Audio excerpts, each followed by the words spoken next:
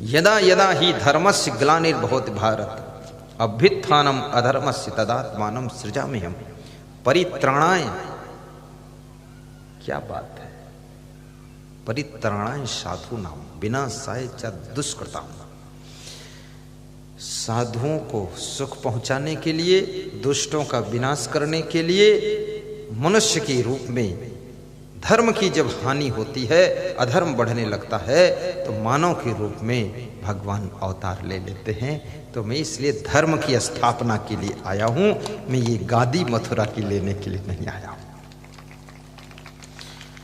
आज के लोग कितने विचित्र है। अगर एक आदमी राजनीति में पहुंच गया तो वो सोचता है मेरा भाई भी विधायक हो जाए, भांजा भी हो जाए, भतीजा भी कुछ हो जाए और सारे पद मेरे पास ही आ जाए, मेरे घर में आ जाए। लालच आ गया, और जहां लालच आता है तो जन जन का विरोध हो जाता है। इसलिए याद रखना, कुछ नहीं है, कृष्ण से सीखो, त्याग करने से भगवान बनता है व्यक्ति। राम से सीखो, लालच में न फंसने से भगवान का पद प्राप्त होता है। फिर इस देश के अंदर इतने छोटे छोटे लालची भी हैं, किसी का सेकंड हैंड चप्पल भी लालच आ जाता, चुरा ले जाते लोग।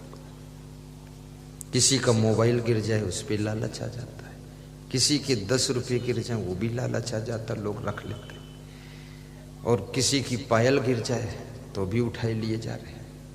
अरे वाह, क्या करोगे पायल, तुम्हें पांव मिले हैं अच्छे, यही बहुत बड़ी बात है। पायल से कुछ नहीं, जिसकी पायल है उसको दे दीजिए, अनाउंस करा दीजिए कि आपका मोबाइल मिला है, ले लो। आपका सोने की चैन है, जिसकी है ले लो।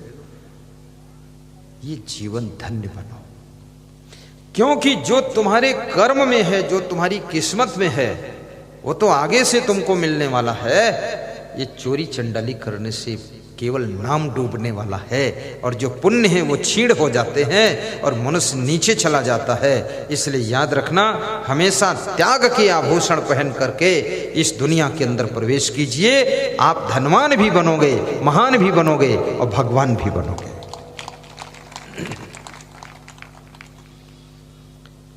संकल्प हो हमारा, इंसान हम बनेंगे, इंसान बन गए तो भगवान भी बनेंगे। गाइए। संकल्प हो हमारा, इंसान हम बनेंगे, इंसान बन गए तो भगवान भी बनेंगे, इंसान बन गए तो भगवान भी बनेंगे। संकल्प हो हमारा, इंसान हम बनेंगे, बन गए तो भगवान भी बनेंगे, इंसान बन गए तो भगवान भी बनेंगे। बहुत बड़ी चुनौती है कि संकल्प हो हमारा, इंसान हम बनेंगे। क्या अभी तक इंसान भी हम नहीं बने? शायद सोचने की बात है। इंसान की शक्ल तो है, इंसान का चेहरा है, पर इंसान का चरित्र नहीं है। इसलिए कवि को कहना पड़ा कि हे मानव, तू संकल्प ले कि हम इंसान बनेंगे। और इंसान बनने में अगर सफल हो गए, पंडित श्री राम शर्मा आचार्य ने कहा है, तो फिर आगे की यात्रा हो सकती है। इंसान बनना कोई आसान नहीं। इंसानियत के बिना इंसान कैसे बनोगे? सड़क पर गाड़ियां जा रही थी, तो कभी कभी जाम लग जाती थी, गाड़ियां जा रही हैं, कभी कभी जाम खुल गई, तेज जा रही हैं। एक छोटा सा बच्चा खड़ा हुआ गाड़ी रोक रहा है, जो कार आती उसको हाथ देता है, रुक जाओ रुक जाओ, कोई रुकता नहीं। तो उसने एक ईंट उठाई, ईंट का टुकड़ा, एक बहुत अच्छी कार आ रही थी, 50-60 लाख की कार, रेंज रोवर, उसमें पीछे से जोर से ईंट मारा, तो उसका पीछे का शीशा फूट गया। जब फूट गया तो जो गाड़ी चला रहा था उसने साइड लगा कर गाड़ी रोका, उस लड़के को रपटाया जोर से। तो भाग करके वो लड़का एक ट्रक खड़ा था उसके पीछे छिप गया। पहुंचा तो जो गाड़ी चला रहा था वो ड्राइवर नहीं था, वो गाड़ी मालिक ही था, और 60 लाख की गाड़ी, रेंज रोवर, और बहुत डैमेज हो गई क्योंकि ईंट मार दिया उसने। उसको पकड़ा और पूछा तूने ईंट क्यों मारी है, क्योंकि तेरा मैंने कुछ बिगाड़ा नहीं, तूने क्यों मारी है? तो उसने बहुत अच्छा उत्तर दिया। उसने कहा महोदय मैंने ईंट इसलिए मारी है कि मैं 1 घंटे से हाथ दे रहा था, गाड़ी रोको गाड़ी रोको, कोई रोकता नहीं था।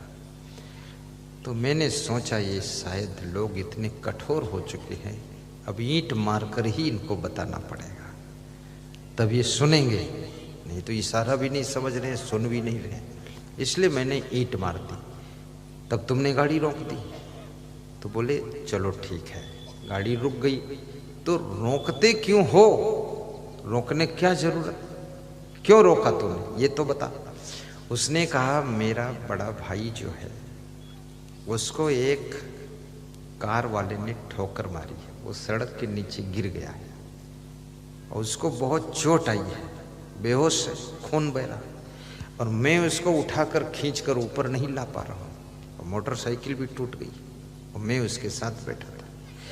अब उसको ले जाना है हॉस्पिटल, नहीं मर जाएगा, और सड़क पर निकलने वालों की कार रोकता कोई रोकता नहीं, तो इसलिए मैंने ईंट मारी है ताकि रुको और मेरे भाई को गाड़ी में बिठाओ और हॉस्पिटल पहुंचा दो।